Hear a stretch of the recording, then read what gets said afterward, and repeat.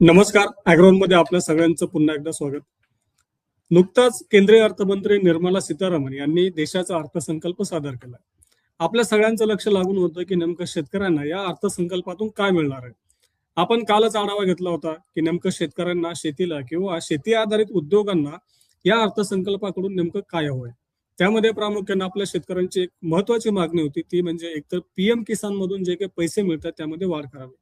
सध्या शेतकऱ्यांना 6,000 रुपये मिळतात, ही रक्कम 9,000 रुपये करावी अशी मागणी शेतकऱ्यांची होती. त्यासोबतच आयात निर्यात धोरणाच्या संदर्भात देखील शेतकऱ्यांची काही मागणी होती की अर्थसंकल्पामध्येच अर्थमंत्र्यांनी वर्षभराचं एक धोरण ठरवून द्यावं आणि पुढच्या वर्षभरासाठी हे धोरण कायम ठेवण्यात यावं, ही एक महत्वाची मागणी होती. त्यासोबतच भावांतर योजनेसंदर्भात देखील होतं की केंद्र सरकारनं हा पुढाकार घ्यावा आणि देशभरामध्ये भावांतर योजना राबवावी. त्यासोबतच शेतीविषयीचा कर्ज पुरवठ्यामध्ये वाढ करावी आणि त्यासोबत सिंचन योजना असेल किंवा पायाभूत सुविधा असतील त्या विकास करण्यासाठी देखील निधीमध्ये वाढ करावी. त्यानंतर सगळ्यात महत्वाचं म्हणजे जो जीएसटी आहे आपल्या कृषी यंत्र अवजारावरती लागतो, त्यानंतर आपल्या कीटकनाशक आहे, इव्हन बियाण्यांवरती देखील बहुतांश वेळा आपला जीएसटी भरावा लागतो. हा जीएसटी एकतर काढूनच टाकावा. जे महत्वाचं म्हणजे कृषी निविष्ठासारखं क्षेत्र आहे की जिथे शेतकऱ्यांचा खर्च जास्त होतोय, हा जीएसटी काढून टाकावा. यंत्रांवरचा जीएसटी, कृषी आधारित यंत्रांवरचा जीएसटी आणखीन कमी करावा अशी शेतकऱ्यांची मागणी होती. आता या आपल्या महत्वाच्या मागण्यांविषयी आपल्या अर्थमंत्र्यांनी नेमका काही निर्णय घेतलाय का, आणि सगळ्यात महत्वाचं म्हणजे आपल्या शेतकऱ्यांना या अर्थसंकल्पातून नेमकं काय मिळालं याचा आढावा आता आपण या व्हिडिओतून घेणार आहोत, या लाईव्हच्या माध्यमातून घेणार आहोत. तुम्हाला नेमक्या काय अपेक्षा होत आहेत आणि त्या अपेक्षा पूर्ण झाल्या का? आपण शेवटी जे मी तुम्हाला सांगेल की नेमकं आपल्या शेतीसाठी आणि शेतकऱ्यांसाठी अर्थमंत्र्यांनी काय दिलं, त्यानंतर तुम्ही कमेंटमध्ये नक्की कळवा की तुम्हाला अपेक्षा होत्या का, काय होत्या आणि त्या पूर्ण झाल्यात का. आता आपलं जे पहिले सगळ्यांना उत्सुकता आहे की पीएम किसान विषयी, तर पीएम किसान विषयी अर्थमंत्र्यांनी कुठलीही घोषणा या आजच्या अर्थसंकल्पामध्ये केलेली नाही. म्हणजे पीएम किसानच्या निधीमध्ये वाढ केली नाही. काही जण कमेंट करतात की पीएम किसान योजना बंद झाली का, तर तसंही नाही, तशी घोषणा केलेली नाहीये. म्हणजे पीएम किसान योजना आहे तशीच चालू राहील. त्यानंतर आपल्या जीएसटीच्या संदर्भात देखील काही घोषणा अर्थमंत्र्यांनी केलेलं नाहीये. म्हणजे जीएसटी जे आपण जीएसटी कमी करण्याची मागणी करत होतो त्याविषयी देखील अर्थमंत्र्यांनी कुठली घोषणा केलेली नाहीये. म्हणजे आहे जो जीएसटी आपल्याला सप्टेंबर महिन्यात कमी केला होता, म्हणजे कमी केलेला लाभ आपल्याला मिळाला होता, तेवढंच जीएसटी आता आपले कृषी यंत्रणा असतील किंवा निविष्ठ असतील त्यावरती लागू राहणार आहे. जे आपली आणखी महत्वाची मागणी होती खत अनुदान थेट शेतकऱ्यांना द्यावं, परंतु अर्थमंत्र्यांनी त्याविषयी घोषणा केलेली नाहीये की खत अनुदान शेतकऱ्यांना. तर थोडक्यात आर्थिक पाणी अहवालामध्ये असं सांगितलं होतं की जे युरियाचं अनुदान आहे ते थेट शेतकऱ्यांना द्या. म्हणजे आता सरकार काय करतं, सरकार उद्योगांना अनुदान देतं. म्हणजे उत्पादन खर्च जर वाढला, म्हणजे सरकारला जर युरियाची गोणी 300 रुपये ठेवायची असेल आणि जर युरियाचा उत्पादन खर्च 2,000 रुपये असेल तर उरलेले 1,700 रुपये केंद्र सरकार खत उद्योगाला अनुदान देतं आणि शेतकऱ्यांना युरियाची गोणी आहे त्या भावामध्ये म्हणजे रेट न वाढवता शेतकऱ्यांना उपलब्ध करून देतात. आता आर्थिक पाणी अहवालामध्ये असं सांगितलं होतं की हे अनुदान उद्योगांना देऊ नका, हे अनुदान थेट शेतकऱ्यांना द्या. म्हणजेच शेतकरी युरियाऐवजी इतर देखील खतांचा वापर करू शकेल. म्हणजे युरियाचा भाव आणि इतर खतांचा भाव वाढल्यामुळं शेतकरी आवश्यक असलेल्या खतांचा वापर आपल्या पिकांसाठी करतील. म्हणजेच अनुदान मिळाल्यानंतर, युरियाचं अनुदान मिळाल्यानंतर शेतकरी जे आवश्यक खत आहे त्यांचा वापर करतील. पण अशी घोषणा अर्थमंत्र्यांनी आपल्या या आजच्या अर्थसंकल्पीय भाषणामध्ये केलेली नाहीये. मग आजच्या अर्थसंकल्पामधून आपल्या शेतकऱ्यांना नेमकं काय मिळालं, तर आजच्या अर्थसंकल्पाचं जर आपण बघितलं, त्यांनी सुरुवात केली की मुख्यतः 3 घटकांवर आधारलेला हा अर्थसंकल्प होता. त्यामध्ये गरीब आहे, वंचित घटक आहे आणि त्यानंतर जो दुर्बल घटक आहे, दुर्लक्षित घटक आहे, या घटकांसाठी हा अर्थसंकल्प असल्याचं अर्थमंत्र्यांनी सांगितलं. आणि हा अर्थसंकल्पांमध्ये 3 कर्तव्यावर आधारित असल्याचं देखील त्यांनी सांगितलं. ही पहिलं कर्तव्य म्हणजे आर्थिक विकासाला गती देणं आणि तो विकास टिकून ठेवणं. दुसरं कर्तव्य म्हणजे आपल्या लोकांच्या ज्या आकांक्षा आहेत ते पूर्ण करण्याचं आणि त्यांची क्षमता वाढवणं, आपल्या लोकांची क्षमता वाढवणं हे दुसरं कर्तव्य असल्याचं सांगितलं. त्यानंतर तिसरं कर्तव्य म्हणजे सबका साथ सबका विकास, की जो सरकारचा नारा आहे त्या नाऱ्यावर आधारितच त्याला संलग्न किंवा त्याला सपोर्ट करणारा हा अर्थसंकल्प असल्याचं हे तिसरं कर्तव्य हे अर्थमंत्र्यांनी असल्याचं सांगितलं. आता या अर्थसंकल्पामध्ये वेगवेगळ्या क्षेत्रांवरती अर्थमंत्र्यांनी भाष्य केलं, पण शेतकऱ्यांसाठी नेमकं ठोस असं काही होतं का, तर शेतकऱ्यांचं उत्पन्न वाढीचा पुन्हा एकदा उल्लेख अर्थमंत्र्यांनी केला. आपल्या सगळ्यांना माहिती आहे की 2022 पर्यंत केंद्र सरकारला शेतकऱ्यांचं उत्पन्न दुप्पट करायचं होतं, पण त्याचं काय झालं आता हे मी तर सांगत बसत नाही, आपल्या सगळ्यांना माहिती आहे की नेमकं त्याचं काय झालं. आता शेतकऱ्यांचं उत्पन्न वाढीचा पुन्हा उल्लेख अर्थमंत्र्यांनी केलाय. मग हे उत्पन्न नेमकं कसं वाढवणार आहे? एकतर पिकांचं उत्पादन वाढवायचं आणि दुसरं म्हणजे जे उद्यमशीलता आहे, आपलं ज्याला ते एंटरप्रेन्योरशिप म्हणतो, ती उद्यमशीलता वाढवायची आणि या माध्यमातून आपल्या शेतकऱ्यांचं उत्पन्न वाढवायचं, असं या बजेटमध्ये, या बजेट या भाषणामधून अर्थमंत्र्यांनी स्पष्ट केलं. आता त्यासोबतच जे जास्त मूल्याची पिकं आहेत, म्हणजे जसं फळपिकं आहेत, अशा पिकांचं उत्पादन वाढवायचं असं आणि त्या उत्पादन वाढीला प्रोत्साहन द्यायचं, असं देखील अर्थमंत्र्यांनी सांगितलं. यासोबतच जे पशुधन आहे, म्हणजे आपलं पोल्ट्री आहे किंवा मग गाई म्हशी आहेत, म्हणजे दूध व्यवसाय आहे, त्याच्यानंतर मत्स्य व्यवसाय आहे, त्यानंतर अनेक जे व्यवसाय आहेत जे पशुधन आधारित आहेत, त्या व्यवसायातून देखील शेतकऱ्यांचं उत्पन्न वाढवायचं असा एक उद्दिष्ट या अर्थसंकल्पामधून ठेवण्यात आलं. मत्स्य व्यवसायाला देखील बळकटी द्यायची आणि शेतकऱ्यांचं उत्पन्न वाढवायचं, असं एकंदरीत म्हणजे शेतकऱ्यांचं उत्पादन, जे काही उत्पन्न वाढणार आहे ते प्रामुख्यानं एकतर पिकांचं उत्पादन वाढवायचं, त्यामध्येही जास्त मूल्य असलेले जसं आपलं फळपिकं आहेत किंवा इतर जे काही मसाले पिकं आहेत, तर किंवा इतर जे काही महागडी पिकं आहेत की जसं आपण काजू बदाम म्हणतो, यांचं उत्पादन वाढवायचं आणि हे जास्त किमतीला विकले जातात, म्हणून आपल्या शेतकऱ्यांचं उत्पन्न वाढणार आहे. त्यासोबतच पशुधन जे क्षेत्र आहे, त्या क्षेत्रातून देखील शेतकऱ्यांचं उत्पन्न वाढवण्याचा प्रयत्न करायचा, त्यासाठी काही घोषणा देखील केल्यात. मत्स्य व्यवसायाला देखील बळकटी दिलं जाणार आहे, म्हणजे जे काही आपला किनारी भाग आहे त्या भागामध्ये एकतर जे किनारी भागातली पिकं आहेत, म्हणजे नारळ असेल किंवा काजू बदाम असतील अशी पिकं आहेत आणि मत्स्य व्यवसाय, या सगळ्या माध्यमातून शेतकऱ्यांचं उत्पन्न वाढवायचं आणि त्यासाठी सरकार सपोर्ट करणार, असं अर्थमंत्र्यांनी सांगितलंय. आता शेती उत्पन्नाचं विकेंद्रीकरण करायचं, म्हणजे एकाच मार्गातून उत्पन्न न घेता शेती पिकांच्या वेगवेगळ्या मार्गातून उत्पन्न मिळवायचं. त्यासोबतच उत्पादकता वाढवणं, जास्त मूल्य असलेले नारळ, काजू, कोको या शेतीला किनारी भागात प्रोत्साहन दिलं जाणार आहे. म्हणजे किनारपट्टी लगत जे काही भाग आहे त्या भागामध्ये ही पिकं घेतली जाणार आहे. नारळ आहे, कोको आहे आणि त्यानंतर काजू पिकं आहे त्या पिकाला. त्यानंतर चंदन शेतीला देखील प्रोत्साहन देण्यात येणार आहे, असं अर्थमंत्र्यांनी सांगितलं. जे काही प्राथमिक प्रक्रिया केली जाते ती प्रक्रिया उद्योग स्थापन करण्याची प्रक्रिया सुलभ केली जाणार आहे, त्याला प्रोत्साहन दिलं जाणार आहे आणि या चंदन शेतीतून देखील शेतकऱ्यांचं उत्पन्न वाढवल असा विश्वास अर्थमंत्र्यांनी व्यक्त केला. त्यासोबतच जे डोंगराळ भाग आहेत त्या भागामध्ये अक्रोड असेल किंवा पाईन नट आहेत, अशा पिकांना प्रोत्साहन द्यायचं. सुपारीसारखं देखील पीक आहे, त्या पिकांना देखील प्रोत्साहन द्यायचं आणि त्यातून आपल्या शेतकऱ्यांचं उत्पन्न वाढवायचं, असा देखील एक उद्दिष्ट अर्थमंत्र्यांनी अर्थसंकल्पातून ठेवलेला आहे. त्यासोबतच ज्या किनारी भागामध्ये मत्स्य व्यवसाय केला जातो, मत्स्य शेती केलं जातं, त्या मत्स्य शेतीला, मत्स्य व्यवसायाला देखील प्रोत्साहन दिलं जाणार आहे. म्हणजे शेतकऱ्यांचं उत्पन्न वाढीच्या दृष्टीने ही कामं केली जाणार आहे. त्यासाठी मत्स्य व्यवसायाला चालना देण्यासाठी 500 जलसाठे त्यांचा नवीन विकास केला जाणार आहे, नव्यानं तयार केली जाणार आहे, त्यांची पुनर्बांधणी केली जाणार आहे. तसंच जे मत्स्य पीक आहे, जे काही सागरी उत्पादन आहेत किंवा जे काही मासे आहेत, मत्स्य जे काही इतर उत्पादन आहेत, त्यासाठी मार्केट लिंकेजेस देखील डेव्हलप करण्यात येणार आहे. त्यासोबतच जे काही मत्स्य व्यवसायामध्ये असलेले स्टार्टअप्स आहेत त्या स्टार्टअप्सना देखील चालना देण्यात येणार आहे. तसंच महिला स्वयंसहाय्यता जे काही गट आहेत किंवा व्यवसाय आहेत, हे व्यवसाय उभे करण्यासाठी सरकार मदत करणार आहे. त्यासोबतच मत्स्य व्यवसाय शेतकरी उत्पादक कंपन्या देखील स्थापन केल्या जाणार आहे. म्हणजे मत्स्य व्यवसायाला सगळ्या बाजूने आधार देण्यासाठी सरकार काम करेल, असं अर्थमंत्र्यांनी सांगितलंय. आता हे सगळं आपल्याला दिसत असलं तरी अर्थसंकल्पामध्ये जेव्हा बजेटरी एक अलोकेशन केलं जाईल की नेमकं या प्रत्येक घटकासाठी किती निधी दिला जातो किंवा सरकार देणार आहे, त्यावर आपल्याला कळेल की नेमकं याचं यश पुढच्या काळामध्ये आपल्याला कसं दिसून येईल. त्यासोबतच पशुधन क्षेत्रात जो काही रोजगार आहे तो रोजगार निर्मिती जास्त प्रमाणात करणार आहे. म्हणजे पशुधन क्षेत्रातून देखील रोजगार निर्मिती वाढवण्यावरती सरकार काम करेल, असं अर्थमंत्र्यांचं म्हणणं आहे. त्यासाठी सवलतीच्या दरात पशुधन व्यवसायाचं आधुनिकीकरण केलं जाणार आहे. त्यानंतर त्या व्यवसायाचा विस्तार करण्यासाठी देखील प्रोत्साहन दिलं जाणार आहे. एकात्मिक पशुधन व्यवसायाला चालना देणार आहे. पोल्ट्री, डेअरी यांची मूल्य साखळी विकास करणार आहे. त्यासोबतच पशुधन शेतकरी उत्पादक कंपन्या यांच्या स्थापनेला देखील सरकार प्रोत्साहन देणार आहे. आतापर्यंत आपण शेतकरी उत्पादक कंपन्या बघितल्या की ज्या प्रामुख्याने वेगवेगळ्या पीक उत्पादन असेल किंवा व्यवसाय असेल, खरेदी विक्री याच्यामध्ये काम करतात. परंतु पशुधन विकास म्हणजे पशुधन उत्पादन आणि मत्स्य उत्पादन यामध्ये अशा शेतकरी उत्पादक कंपन्या आतापर्यंत आपल्याला मोठ्या प्रमाणात दिसून आल्या नव्हत्या. आता सरकार पुढच्या टप्प्यामध्ये पशुधन विकासामध्ये ज्या काही शेतकरी उत्पादक कंपन्या आहेत, मत्स्य व्यवसायामधल्या शेतकरी उत्पादक कंपन्या आहेत, त्यांच्या स्थापनेसाठी, त्यांना व्यवसायासाठी सरकार मदत करेल, असं अर्थमंत्र्यांनी आजच्या भाषणामधून सांगितलंय.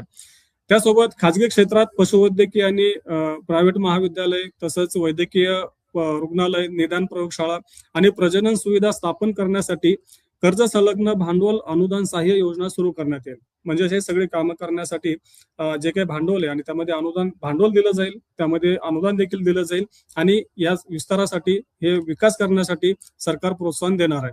त्यासोबतच भारतीय आणि परदेशी संस्थांमधील सहकार्य म्हणजे जर विदेशातल्या काही संस्थांना आपल्या देशामध्ये पशुधन क्षेत्रामध्ये जर काही काम करायचं असेल तर त्यासाठी देखील सरकार प्रोत्साहन देईल. त्यासोबतच पशुधनाचं आरोग्य आणि रोग नियंत्रण कार्यक्रमासाठी 2010 कोटी रुपयांची तरतूद करण्यात आली आहे. म्हणजे सरकारनं शेतकऱ्यांचं उत्पन्न वाढीसाठी एकतर पीक उत्पादन वाढवायचं, दुसरं म्हणजे पशुधन क्षेत्र जे आहेत आपलं जे काही आपण गाई म्हशी किंवा मग बकऱ्या शेळ्या मेंढ्या जे जे काही आपलं पशुधन आहे या क्षेत्रामधून शेतकऱ्यांचं उत्पन्न कसं वाढेल, रोजगार कसा वाढेल आणि त्यासाठी वेगवेगळ्या संकल्पना सरकारनं आणू घातल्या आहेत. तशी घोषणा तर केलेली आहे. मत्स्य व्यवसायामध्ये देखील आघाडीनं काम करण्यासाठी सरकारचा संकल्प असल्याचं या अर्थसंकल्पातून दिसून येत आहे.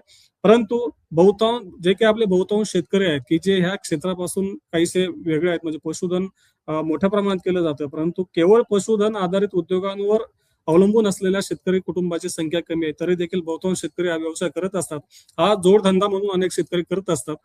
सरकारनं घोषणा तर केली आहे, परंतु या पुढच्या टप्प्यामध्ये बजेटरी अलोकेशन मध्ये म्हणजेच नेमका निधी किती दिला जातो आणि त्यावर किती काम केलं जातं ते देखील आपल्याला बघावं लागेल. आता सगळ्यात महत्वाचं म्हणजे कापूस उत्पादकांसाठी आणखीन एक अर्थसंकल्पामध्ये जी घोषणा करण्यात आली ती महत्वाची असणार आहे. आपण आधीपासून मागणी करत होते, म्हणजे उद्योगांनी मागणी केली होती की अर्थसंकल्पामध्ये कापूस आयातीवरचं 10% आयात शुल्क काढून टाकावं. शेतकऱ्यांनी मागणी केली होती की आयात शुल्क कायम ठेवावं आणि उलट आयात शुल्कामध्ये वाढ करावी. सरकारनं असं न करता कापूस व्हॅल्यू चेन जे आहे म्हणजे कापूस जे काही मूल्य साखळी म्हणजे कापड उद्योगाचा विस्तार करण्यासाठी एक रोडमॅप तयार केलाय, एक कार्यक्रम जाहीर केलाय आणि या कार्यक्रमाच्या माध्यमातून देशातला जो काही कापड उद्योग आहे, वस्त्रोद्योग आहे त्याला चालना देण्यात येणार आहे. त्यासाठी अर्थमंत्र्यांनी आज एक सर्वसमावेशक कार्यक्रम जाहीर केलाय. या कार्यक्रमाच्या माध्यमातून जे काही आपलं नैसर्गिक कापड उत्पादन आहे त्यामध्ये रेशीम आहे, लोकर आहे, ताग आहे, याच्यामध्ये स्वयंनिर्भर होण्यासाठी म्हणजे याचं उत्पादन जास्तीत जास्त वाढवण्यासाठी हा कार्यक्रम राबवला जाणार आहे असं अर्थमंत्र्यांनी सांगितलंय. त्यासोबतच जे काही मानवनिर्मित कापड आहे म्हणजे जे काही पॉलिस्टर वगैरे आपण असे जे काही कापडाचे प्रकार आहे की जे तेलापासून तयार होतात या कापडाला देखील त्या उत्पादनाला चालना देण्यासाठी देखील हा कार्यक्रम राबवला जाणार आहे. आता वस्त्रोद्योग आणि रोजगार विस्तार करणं या योजनेतून पारंपरिक वस्त्रोद्योगाला आर्थिक हातभार देऊन त्याचं आधुनिकीकरण केलं जाणार आहे. म्हणजे सध्या जो काही या म्हणजे ताग आहे किंवा आपला कापूस आहे त्यानंतर रेशीम आहे असे आधारित जे काही उद्योग आहेत त्यांचं आधुनिकीकरण केलं जाणार आहे. त्यांना यंत्रसामुग्री आधुनिक यंत्र उभारण्यासाठी तसंच नवीन प्रकल्प स्थापनेसाठी सरकार म्हणजे भांडवली जे काही सहाय्यता आहे ते करणार आहे म्हणजे निधी देणार आहे असं देखील अर्थमंत्र्यांनी सांगितलंय. तसंच जसं सांगितलं की तंत्रज्ञान अद्ययावत करणं, त्यानंतर सामान्य पडताळणी म्हणजे जे काही प्रक्रिया आहे कागदोपत्रांची ती क्लिष्ट आहे ती आणखी सोपी करणं, प्रमाणपत्र केंद्राची स्थापना करणं आदी या कार्यक्रमाचा एक भाग असणार आहे. या कार्यक्रमाचे मुख्यतः त्यांनी अर्थमंत्र्यांनी 5 घटक सांगितले. पहिला घटक जसं सुरुवातीला सांगितलं की याच्यातून रेशीम, लोकर आणि ताग या आधारित कापडाला प्रोत्साहन दिलं जाणार आहे. दुसरा घटक त्यांनी सांगितला की वस्त्रोद्योगाचा एकतर विस्तार करायचा आणि या वस्त्रोद्योगामध्ये जो काही रोजगार मिळतो त्याचा आणखीन विस्तार करायचा म्हणजे जास्तीत जास्त रोजगार या वस्त्रोद्योगातून निर्माण करायचा हा दुसरा घटक. तिसरा घटक अर्थमंत्र्यांनी सांगितलं की राष्ट्रीय हातमाग आणि हस्तकला कार्यक्रम राबवायचा. तिसरा घटक असा आहे की राष्ट्रीय हातमाग आणि हस्तकला कार्यक्रम या कार्यक्रमांतर्गत राबवायचा. या कार्यक्रमातून हातमाग धारक आणि हस्तकला कामगारांचं सबलीकरण करायचं म्हणजे त्यांना सपोर्ट करायचा आहे. सर्वसमावेशक विकास करण्यात येणार आहे. तसंच सध्या सुरू असलेल्या योजनांना बळकटी देण्यात येणार आहे. कुणाला? जो हातमाग कामगार आहेत किंवा हातमाग उद्योग आहेत त्यानंतर हस्तकला उद्योग आहेत त्यांचं. तसंच पर्यावरणपूरक वस्त्रोद्योगाचाही समावेश करण्यात आला. यातून पर्यावरणाला हानी न करता कापड निर्मिती देशामध्ये कसं वाढवता येईल याचा देखील समावेश या कार्यक्रमात करण्यात आला. 5वा आणि शेवटचा घटक म्हणजे महात्मा गांधी ग्राम स्वराज खादी आणि हातमाग योजना आहे. याचं सक्षमीकरण करणं हा एक महत्वाचा घटक आहे. या योजनेतून खादी, हस्तकला आणि हातमाग उद्योगाला चालना देण्यात येणार आहे. या योजनेतून प्रशिक्षण, कौशल्य विकास आणि गुणवत्तापूर्ण शिक्षण या कामगारांना देऊन या उद्योगातील घटकांना देऊन एक मूल्य साखळी विकास करण्यात येणार आहे. त्यासाठीच सरकार आंतरराष्ट्रीय पातळीवरती मूल्य साखळीचा विकास करून या उद्योगांना आंतरराष्ट्रीय पातळीवर ब्रँडिंग करण्यासाठी मदत करणार आहे. म्हणजे हा जो काही वस्त्र उद्योगासाठीचा सर्वसमावेशक कार्यक्रम आहे तो कापड उत्पादनापासून तर आंतरराष्ट्रीय बाजारापर्यंत त्याचं ब्रँडिंग कसं करायचं या सगळ्यांचा समावेश असल्याचं अर्थमंत्र्यांनी सांगितलं. आता अर्थमंत्र्यांनी सांगितल्यानंतर ही सगळी योजना आपल्याला अतिशय वस्त्रोद्योगाच्या फायद्याची जर वाटत असली तर प्रत्यक्षामध्ये त्याची अंमलबजावणी कशी होते आणि अंमलबजावणी करताना नेमका त्याचा रोडमॅप कसा तयार केला जातो हे आपल्याला बघावं लागेल. त्यासोबतच पशुधनाविषयी जसं सुरुवातीला सांगितलं की पशुधनावर देखील सरकारनं यंदाच्या बजेटमध्ये जोर दिला की जे काही पशुउद्योग आहे व्यावसायिकांची संख्या आहे उपलब्धता आहे ती 20,000 वाढवणार आहे. त्यासोबतच खाजगी क्षेत्रात वेगवेगळे गुंतवणूक करून त्यासाठीचे पशुवैद्यकीय क्षेत्रामध्ये जास्तीत जास्त शेतकऱ्यांना फायदा कसा होईल यासाठी सरकार काम करणार आहे. शेतीमधून शेतकऱ्यांचं उत्पन्न वाढवणं आणि दुसरं म्हणजे रोजगार वाढवणं हे उद्दिष्ट असल्याचं आजच्या अर्थसंकल्पीय भाषणातून अर्थमंत्र्यांनी सांगितलंय. त्यासोबतच भारत विस्तार एआयची घोषणा केंद्रीय अर्थमंत्री निर्मला सीतारामन यांनी आजच्या अर्थसंकल्पीय भाषणातून केलेली आहे. भारत विस्तार अर्थात virtual integrated system to access agriculture resource या बहुभाषिक एआय टूल विकसित करून शेतकऱ्यांना उत्पादन वाढ आणि निर्यात क्षमता सुधारण्यासाठी मदत करण्यात येईल असं अर्थमंत्र्यांनी सांगितलं. या एआय टूलमुळे शेतकऱ्यांची जोखीम कमी होईल आणि शेतकऱ्यांना निर्णय घेताना मदत होईल असं देखील अर्थमंत्र्यांनी सांगितलंय. आता अर्थमंत्र्यांच्या या सगळ्या भाषणांमधून किंवा अर्थमंत्र्यांनी जे काही शेतीसाठीच्या घोषणा केल्या गेल्या वर्षीच्या अर्थसंकल्पामध्ये किंवा आधीच्या 2 अर्थसंकल्पामध्ये शेतीसाठी काहीतरी ठोस असल्याचं काही ना काहीतरी ठोस असल्याचं दिसून आलं होतं. परंतु यंदाच्या अर्थसंकल्पामध्ये शेती आणि शेतकऱ्यांच्या अनुषंगाने या काही महत्वाच्या ज्या काही घोषणा होत्या किंवा ज्या काही तरतुदी अर्थमंत्र्यांच्या भाषणातून दिसून आल्या हे आपल्याला शेतकऱ्यांसाठी एवढंच सांगता येईल की एकतर कापूस आधारित जे काही मूल्य साखळी म्हणजे वस्त्रोद्योगासाठी जे काही तरतूद करण्यात आली ते एक महत्वाचं होतं. त्यानंतर शेतकऱ्यांचं उत्पन्न पुन्हा वाढवायचं, परंतु हे उत्पन्न यंदा वाढवण्यासाठी नेमकं काय रोडमॅप असणार आहे ते अर्थमंत्र्यांनी सांगितलं. एकतर पिकांचं उत्पादन वाढवायचं, त्यातही जे आपलं अधिक मूल्य असलेली म्हणजे जे काही फळ पिकं आहेत, त्यानंतर जे काही नारळ आहे, त्यासोबतच कोको आहे, त्यानंतर इतर जे काही पिकं आहेत की जे डोंगराळ भागामध्ये घेतली जातात अक्रोड सारखी, त्यासोबतच चंदन आहे, अशा पिकांच्या लागवडीसाठी त्यांची मूल्य साखळी विकसित करण्यासाठी सरकार प्रयत्न करेल असं अर्थमंत्र्यांनी सांगितलं. आणि या सगळ्यातून आपल्या शेतकऱ्यांचं उत्पन्न वाढवता येईल आणि हे वाढवण्याचं उद्दिष्ट असल्याचं अर्थमंत्र्यांचं म्हणणं आहे. आता आपण सगळे जाणतो की नेमकं ह्या सगळ्या माध्यमातून खरंच आपल्या शेतकऱ्यांचं उत्पन्न वाढेल का? तुम्हाला जर असं वाटत असेल तर कमेंटमध्ये लगेच सांगा की नेमकं अर्थमंत्र्यांना जो काही दावा केलाय तो खरा आपल्याला प्रत्यक्षामध्ये दिसेल का? जे काही आपले शेती आधारित इतर क्षेत्र आहे, पशुधन आहे आणि त्यासोबतच मत्स्य व्यवसाय याला मात्र सरकारनं काहीसा बूस्ट देण्याचं तरी सध्या ठरवल्याचं दिसून येत आहे. आता पुढच्या टप्प्यात म्हणजे भाषणामध्ये सांगितलं तरतूद केल्याचं दिसून येत आहे, परंतु पुढच्या टप्प्यामध्ये यासाठी सरकार खरंच स्थानिक पातळीवरती ग्राउंडवरती जाऊन काम करणार आहे का आणि खरंच या शेवटच्या घटकापर्यंत हा लाभ पोहोचणार आहे का हे सगळ्यात महत्वाचं आहे. त्यानंतरच या क्षेत्रामध्ये खरंच क्रांती घडून येईल की नाही हे आपल्याला तेव्हा सांगता येईल. परंतु सध्या तरी आपण शेतकरी ज्याची आतुरतेने वाट पाहतो किंवा आपल्याला जे काही वेगवेगळ्या अपेक्षा होत्या त्या अपेक्षा तरी या अर्थसंकल्पाकडून पूर्ण होताना दिसत नाही. सगळ्यात महत्वाचं म्हणजे अनेकांनी जेव्हा लाईव्ह सुरू झालं होतं तेव्हाच अनेक जणांनी म्हणलं काही कमेंट केल्या होत्या की पीएम किसानचं काय झालं, तर पीएम किसानच्या बाबतीत आज कुठलाही निर्णय झाला नाही. पीएम किसान योजना आहे तशीच चालू राहील. त्यासोबतच आपल्या सगळ्यांना एक उत्सुकता होती की जीएसटीचं काय, तर जीएसटी संदर्भात देखील कुठलाही निर्णय घेण्यात आला नाही. सप्टेंबर नंतर जीएसटी मध्ये जे काही सुधारणा करण्यात आली म्हणजे आता सध्या आपण जो काही जीएसटी भरतोय तेवढाच जीएसटी आपल्याला या पुढच्या टप्प्यामध्ये देखील भरावा लागणार आहे. शेतीसाठीच्या कर्जदारामध्ये सवलती देण्यात यावी म्हणजे जे व्याजदर आहे त्यामध्ये सवलत देण्यात यावी. दीर्घ मुदतीचे जे कर्ज आहेत की ज्याच्यामधून शेतीमध्ये गुंतवणूक केली जाते की शेतकऱ्यांसाठी जे आवश्यक आहे परंतु त्याचा व्याजदर हा खूप जास्त आहे तो कमी करण्याची मागणी शेतकऱ्यांची होती, परंतु त्या संदर्भात देखील कुठलीही घोषणा झालेली नाहीये. म्हणजेच आपल्याला आहे ते व्याजदर दिसू शकतात. आता आणखीन शेतीसाठी प्रत्येक क्षेत्रासाठी म्हणजे आपलं कडधान्य मिशन चालू आहे, पल्सेस मिशन आहे, तेलबिया मिशन आहे, त्यासोबत सिंचन क्षेत्र आहे. या सगळ्या क्षेत्रासाठी नेमका सरकारने किती निधी दिला, गेल्या वर्षीच्या तुलनेमध्ये निधीमध्ये वाढ केली का निधी आणखीन कमी केला, इतर क्षेत्रासाठी काय केलं जाणार आहे, एकंदरीत शेती क्षेत्रासाठी किती पैसा दिला, त्यापैकी संशोधनासाठी किती पैसा दिलेला आहे, खतांवरच्या अनुदानासाठी किती पैसा दिला आहे. खत अनुदान शेतकऱ्यांना थेट द्यावं अशी मागणी होती ती पण पूर्ण झाली नाही, परंतु खत अनुदानासाठीचा जो खर्च आहे किंवा जी काही तरतूद आहे ती गेल्या वर्षीपेक्षा कमी झाली का वाढली. आणि त्यासोबतच एकंदरीतच जे आपलं पशुधन आहे, मत्स्य व्यवसाय या सगळ्यांसाठीची तरतूद नेमकं सरकारनं किती केली आहे किती वाढ झाली, किती घट झाली, याचा आढावा आपण आज रात्री 8 वाजता जे आपण व्हिडिओ येईल त्या व्हिडिओच्या मधून घेणारच आहोत. तर त्यावेळी तुम्हाला या प्रत्येक क्षेत्रासाठी किती निधीची तरतूद केली, कमी केली का जास्त केली, या सगळ्यांची माहिती त्यावेळेस नक्की मिळेल. परंतु या अर्थसंकल्पाविषयी तुम्हाला काय वाटतं? आपल्या अपेक्षा यातून पूर्ण झाल्यात का? किंवा अर्थमंत्र्यांनी आणखीन काही करणं अपेक्षित होतं? आम्हाला कमेंट बॉक्समध्ये इथे नक्की कळवा. आता इथेच थांबूयात. आज रात्रीच्या 8 वाजताच्या व्हिडिओमध्ये पुन्हा नक्की भेटू की अर्थसंकल्पामध्ये प्रत्येक क्षेत्रासाठी नेमका किती पैसा दिला आणि किती पैशांची गरज होती. धन्यवाद.